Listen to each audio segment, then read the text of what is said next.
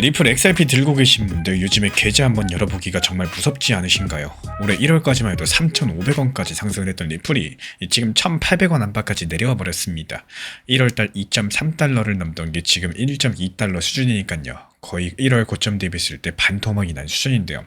최근에 1,900원 근처에서 버티던 지지선마저도 한 방에 무너져 버렸죠. 근데 여기서 정말 이상한 일이 하나 났습니다. 리플을 둘러싼 뉴스가 지금 하나같이 전부 다 좋습니다. 이렇게 좋은 소식 호재 뉴스들이 계속 쏟아지고 있는데 왜 XRP 가격은 자꾸 거꾸로 내려갈까요?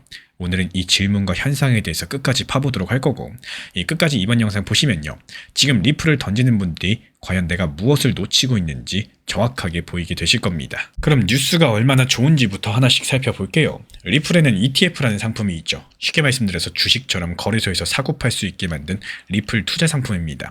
이 상품에 5월 한 달 동안 들어온 돈이 올해 들어 가장 많았어요. 금액으로 따지면 1,700억이 넘어갑니다. 처음 나왔던 작년 11월, 이때부터 지금까지 쌓인 돈이 2조 원이 넘어가는데요. 가격이 하락하는 동안에도 시장의 돈들은 계속해서 XRP 현물 ETF로 들어오고 있었다는 거고, 여기서 끝이 아니에요. 리플이라는 회사는 올해만 굵직한 계약들을 10건 가까이 맺었습니다. 그리고 리플이 만든 블록체인 위에서는 진짜 자산을 디지털로 바꿔 올려놓은 게 바로 5조 원 넘게 쌓여 있어요. 주식, 채권 같은 것들을 디지털로 올려둔 거라고 보시면 되겠는데, 게다가 미국에서는 암호화폐 관련된 법안도 한 걸음씩 나아가고 있죠. 정리드려 보자면요, 돈도 들어오고 계약도 내고 법도 진행되고 상식적으로 보면 가격이 상승해야 정상입니다. 근데 현실은 정반대였죠. 도대체 왜 이런 일이 벌어지고 있는 걸까요? 이걸 이해하시려면 리플 하나만 봐서는 정답이 안 나옵니다. 암호화폐 시장에는 대장이 한 명 있죠. 바로 비트코인입니다. 이 비트코인이 상승하면 다른 코인들도 보통 같이 올라가고, 비트코인이 빠지면 같이 빠집니다. 근데 그 비트코인이 지금 많이 아파요. 작년 10월 달에 1억 9천만 원까지 갔던 게 지금 1억까지 내려왔습니다. 잠깐 1억 밑으로도 떨어졌었고요.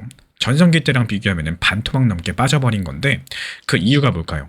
지금 코인 자체에 있는 게 아니라 더 큰 그림에 있었습니다. 미국에서 물가가 지금 안 잡히고 있어요. 금리를 언제 내릴지 불확실하고요. 오히려 금리 인상을 넘보고 있는 상황이죠. 게다가 여기에서 중동에서 미국과 이란 사이 긴장감이 계속 겹쳤습니다. 이런 분위기가 지속된다면요, 지금 시장의 사람들은 위험해 보이는 곳에서 돈을 먼저 뺄 거고, 그리고 지금은 암호화폐가 딱 그 위험한 곳으로 분류되고 있죠. 여기서 신기한 건요, 같은 기간 동안 미국 주식은 오히려 상승하고 있었다는 사실입니다. 근데 암호화폐만 따로 뒤쳐졌습니다. 그만큼 지금 현재 시점 사람들이 암호화폐를 가장 위험한 것으로 보고 있다는 뜻이고, 실제로 5월 말 당시 가격이 갑자기 빠지면서 하루 만에 1조 5천억이 넘는 투자금이 한꺼번에 정리되기도 했었습니다. 그러니까 리플의 좋은 뉴스가 거짓이었던 게 아니에요. 시장 전체 분위기가 워낙에 나쁘다 보니까 좋은 뉴스가 잠깐 묻혀있던 것 뿐인데요. 그리고 진짜 이야기는 지금부터입니다. 이 비트코인 가격을 아주 길게 놓고 보는 방법이 하나 있죠. 비트코인은 10년 넘게 큰 흐름선 하나를 따라서 움직여왔습니다. 가끔 이 선보다 위로 올라가기도 했었고 아래로 내려가기도 했었습니다. 근데 지금은 그 선보다 한참 아래까지 내려와 있다는 사실이에요. 이게 얼마나 아래인지에 대해서 말씀을 드려보자면은, 비트코인이 세상에 나온 뒤에 지금까지 전체 시간 중에서 지금보다 더 저렴했던 적 단 4.4%밖에 안 됩니다. 다시 말씀드릴게요. 95%가 넘는 시간 동안 지금보다 비쌌다는 뜻인 거고, 이 정도로 비트코인이 저렴해진 적 역사상 거의 없었다는 말입니다. 그럼 과거에 이 자리까지 왔던 게 과연 언제였을까요? 딱 두 번 있었습니다. 한 번은 2020년 3월 코로나로서 전 세계가 무너지던 타이밍 때, 그리고 또 한 번은 2022년 11월 큰 거래소 하나가 무너지던 때, FTX였죠. 그리고 두 번 모두 다 그 뒤로 큰 반등이 따라왔었습니다. 과거에 이 자리까지 왔을 때 1년 뒤를 보면 크게 상승해 있었던 경우 상당히 많았어요. 물론 과거가 미래를 똑같이 보장해준다, 이런 말씀을 드리는 게 아닙니다. 다만 여기서 조금 소름 돋는 부분이 하나 있는데요. 가격은 이렇게 역사적인 바닥에 와 있는데 리플의 속은 오히려 더 단단해지고 있었습니다.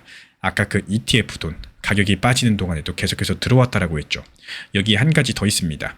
거래소에 올라와 있던 리플 물량들 오히려 줄어들었습니다. 이게 무슨 뜻이냐? 보통 코인을 팔려는 사람들 거래소에 코인을 두죠. 근데 그 물량이 줄었다는 거는 사람들이 코인을 거래소 밖에 지갑으로 옮겨가지고 오랜 시간 들고 가려는 신호로서 자주 해석이 됩니다. 하지만 적어도 다들 겁먹고 던지기만 하는 분위기는 아니었다는 뜻이에요. 결국에 겉으로 보이는 가격은 역사적인 바닥 구간, 안 보이는 속은 오히려 더 단단해지는 중, 이 두 가지가 지금 동시에 벌어지고 있다는 거고, 그럼 앞으로 어떻게 될까요? 제가 바라보는 관점은 당분간 리플도 비트코인을 따라서 이 바닥 근처에서 같이 눌려있을 가능성 상당히 높다고 봅니다. 비트코인이 방향성을 정하기 전까지는 리플 혼자 먼저 튀어오르기가 쉽지가 않기 때문에 만약에 비트가 역사적인 바닥을 지켜내준다면 이야기가 또 달라질 수 있겠죠. 그동안 눌려있던 리플의 좋은 뉴스들이 그때부터 가격에 하나씩 반영되기 시작할 수 있겠고, 특히나 앞서 말씀드린 법안이 큰 변수입니다. 이 법안은 암호화폐가 주식 같은 증권인지 금 같은 상품인지를 법으로 정리해주는 내용인데요. 그동안 리플의 발목을 잡아온 가장 불확실했던 문제들이 바로 이 부분이었고, 이 클래리티 법안이 6월 초에 미국 상원의 다음 단계 일정에 올라갔습니다. 다만 통과가 확정된 건 절대 아닌데요. 상원에서 60표를 받아야 되고요. 큰 은행들은 지금 이 법안에 반대하고 있는 상황이죠. 게다가 시간도 빠듯해요. 여름 휴일까지 8주 정도밖에 안 남았는데 처리해야 될 다른 일들이 산더미처럼 많습니다. 그래서 이 클래리티 법안이 여름 안에 통과되느냐 아니면 또 미뤄지느냐, 이게 단기적으로 가장 큰 암호화폐 시장의 갈림길이 될 가능성이 높겠습니다. 물론 반대 경우도 솔직하게 말씀드려야 되겠죠. 만약에 비트코인이 이 바닥마저도 깨고 더 내려간다. 일부에서는 다음 자리로 6,800만원 근처를 봅니다. 그렇게 되면 리플도 1,700원 근처까지 다시 시험할 수 있겠죠. 그러니까 지금은 무조건 사라? 뭐 이런 자리도 아니고요. 무조건 도망쳐라? 이런 자리도 아닙니다. 극단적인 공포 구간과 역사적인 바닥 구간들, 그리고 조용하게 쌓여가고 있는 좋은 뉴스들 한 자리에 겹쳐있는 정말로 흔하지 않은 역사적인 구간이라는 거예요. 결국에 리플 가격은 좋은 뉴스에도 떨어지고 있지만요. 그건 비트코인이라는 큰 흐름에 잠깐 묻혀서 같이 하락하는 것 뿐이고, 그 비트코인은 지금 시점 역사상 손에 꼽을 만큼 저렴한 자리에 와 있습니다. 그리고 그 사이에 리플의 속은 오히려 더 단단해지고 있다는 거고, 마지막으로 같이 한번 생각해 볼 질문은요. 만약에 비트코인이 정말로 이 바닥을 지켜내 준다면 그동안 가장 많이 눌려있던 코인이 다시 가장 먼저 상승하진 않을까요? 잘 한번 생각해 보셔야 되는 것 중에 하나가, 지금 시장이 안 좋다라고 지금 시장을 무시하고 그냥 빨리 흘러가기를 바라시면요, 결국에 시간이 흘러가지고 이 시장이 좋아지고 또 반등이 나오기 시작하면은 그때 더 살 걸, 그때 어떻게 할 걸, 이런 후회감이 드는 게 신기한 이 투자 심리라고 볼 수가 있겠습니다.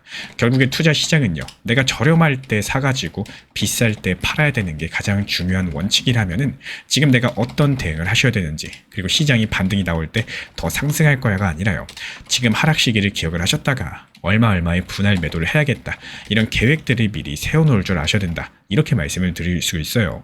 리플 정보방에서도 과거 리플 흐름이 좋았고 더 상승할 것 같은 흐름에서도 단기 고점에 대한 분할 매도, 그리고 단기 저점에 대한 분할 매수에 대해서 안내 도움을 드렸던 이유들도요, 결국에 투자 심리가 흔들리는 순간 그때가 매수하기 가장 좋은 타이밍이고, 또 오히려 시장이 좋고 너무 만족하고 더 상승할 것 같을 때가 분할 매도 타이밍인 경우가 많았기 때문입니다. 지난 폭락장에서 XRP 1830원 그리고 1900원서 이렇게 두 차례 분할 매수 들어갔던 물량들, 이번에 2200원 단기 매도하면서 깔끔하게 나왔죠. 추가적인 매수 매도 타점 속보로서 받아보고 싶으신 분들께서는 현재 보이는 번호로 연락 주시거나 댓글창 링크 통해서 신청 주시면 확인되는 대로 입장 드리겠습니다.